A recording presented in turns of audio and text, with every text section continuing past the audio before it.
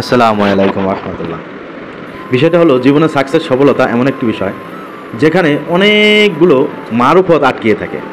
মারুফত কি, যেটা অনেকে জানে না, শুধু আপনি জানেন আপনি কোন সোর্স থেকে কি থেকে এবং কিভাবে বা কার সহযোগিতায় বা কোন ইসের কারণে আপনার জীবনটা সুন্দর হয়েছে।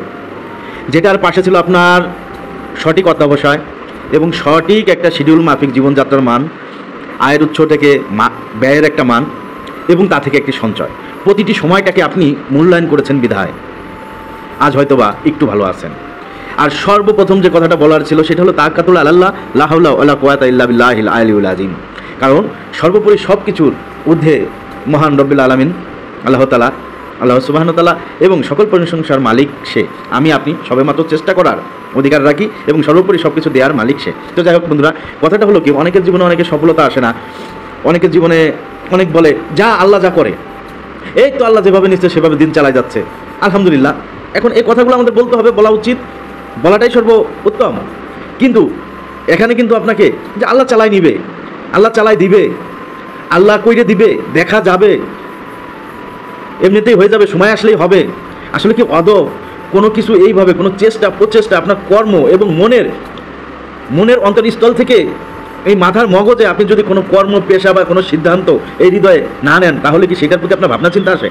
আর ভাবনা চিন্তা যদি আপনার না আসে, তাহলে আপনি সেটাই মনোনিবেশ করবেন কীভাবে? এবং সেটার উপর তাওয়াক্কুল করতে হবে, সেটার উপর চেষ্টা করতে হবে, সেটার উপর রীতিমতো একটা শিডিউল, একটা টাইম মেনটেন করে আপনাকে পাঞ্চুয়ালিটি হতে হবে প্রতিটা সময় প্রতিটা কাজের জন্য, এবং সর্বোপরি চেষ্টা করে যেতে হবে এবং দিয়া না দেওয়ার মালিকের কাছে চাইতে হবে, সে মালিক অবশ্যই আপনাকে দিবে। কিন্তু আপনার আমার এতটুকু কাজ। তো যাই হোক, এই কথাগুলো বলার উদ্দেশ্য যে আমাদের সমাজে আমরা অনেকেই আছি, হয়তো বা শিক্ষা কেউ পাই, কেউ বা কোনো পরিবার থেকে পাওয়া হয় না, বা কেউ জানে না বা জানার আগ্রহ রাখে না। কিন্তু বাস্তবতা এতটাই মানে নিদারুণ যে আপনাকে বাস্তব সম্পর্কে পড়ালেখার পাশাপাশি আপনার বাস্তবতা, কর্ম, ব্যবসা, জীবন জীবিকা, অন্ন, বস্ত্র, চিকিৎসা, বাসস্থান, অল এভরিথিং সব কিছু সম্বন্ধে আপনাকে জানতে হবে। আপনার জন্মগত ওয়ারিশ যারা আছে এদের জানাইতে হবে, সচেতন করতে হবে, প্রত্যেকটা লোকের এগুলো সম্বন্ধে জানতে হবে এবং জেনে তাদের বড় হইতে হবে। এবং জানার পরেই সে তো শিকার আগ্রহ জাগবে এবং ভালো হওয়ার আগ্রহ জাগবে, ভালো থাকার আগ্রহ জাগবে, পরোপকার করার আগ্রহ জাগবে, মানুষ, সমাজ, ধর্ম, সৃষ্টি, কর্ম, পৃথিবী সব কিছু সম্বন্ধে জানবে।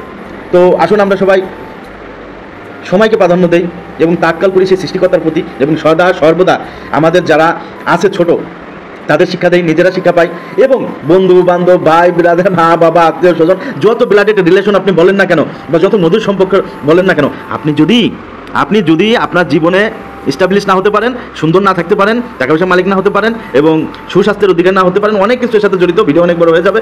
তো এই বিষয়গুলো যদি আপনার লাইফের সাথে আপনি না বুঝে না সিদ্ধান্ত নেন, বা এই বিষয়গুলো যদি আপনি ক্লিয়ারনেস না হন, পরিশ্রম করলেও সফলতা হয় না। সফলতা আর একটা জিনিস, সেটা পিছিয়ে লেগে থাকতে হয়। আপনি পরিশ্রম করবেন, আবার আপনার বাধা আসবে, আপনি ওই বাধা অতিক্রম করতে হবে।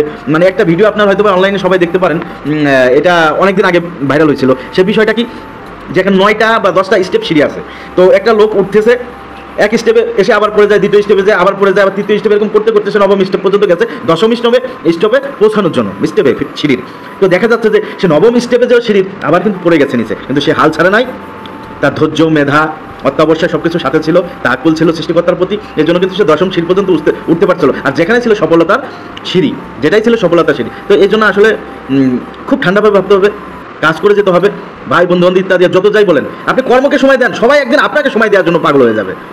এই জন্য নিজের কর্মকে শ্রেষ্ঠ ভাবুন, নিজের কর্মকে সময় দেন, পরিবারকে সময় দেন, এবং মাথার ভিতর চিন্তা রাখুন এবং তার সাথে কথা বলুন, কারণ দেওয়ার সব কিছু মালিক সে।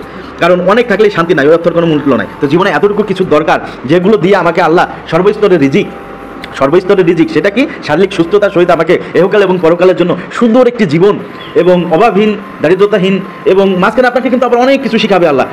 অ্যাট লাস্ট আপনি একটা সময় এসে এগুলো সব কিছু পাবেন ইনশাল্লাহ। এই জন্য এতটুকুই চাওয়া যে এই ফেতনা ছাড়া জীবন, ফেতনা মুক্ত সমাজ, ফেতনা মুক্ত সুন্দর সুস্থ দেহ, সুস্থ সুন্দর জ্ঞান, সুন্দর জীবন হোক সবার। এই ফেতনা ছাড়া আমরা সুন্দরভাবে গড়ে উঠি এবং সুন্দর থাকি, অপরকে ভালো রাখার চেষ্টা করি এবং সবাই যেন সুন্দর থাকে, এটাই আশা করি। এই জন্য পরিশ্রম করে যান, সময়কে প্রাধান্যতা দিন এবং লেগে থাকুন। সফলতা একদিনে আসে না, একবারও হয় না। তো আপনি সফল হতে পারলে একদিন সবাই আপনার কাছেই আসবে, বা আপনার কাছ থেকে গল্প শুনবে, বা আপনার থেকে শিখতে চাইবে, বা সবাই আপনাকে একদিন সময় দিবে। এই জন্য নিজেকে সময় দিন, নিজের কর্মকে সময় দিন। আর ইত্যাদি বন্ধু বান্ধব, এটা সেটা অনেক কিছু আছে যেগুলো করে কোনো লাভ নাই। আপনি জীবনে সাকসেস হতে পারলে সবাই আপনাকে সময় দিবে, আর আপনি জীবনে সাকসেস না হতে পারলে আপনি একটা সময় হয়তো সবাইকে সময় দিচ্ছেন, করতেছেন, কিন্তু এগুলো কেউ মনে রাখবে না, কেউ কারো না। নিজে ভালো থাকলে সবাই আপনার। আসসালামু আলাইকুম, ভালো থাকবেন।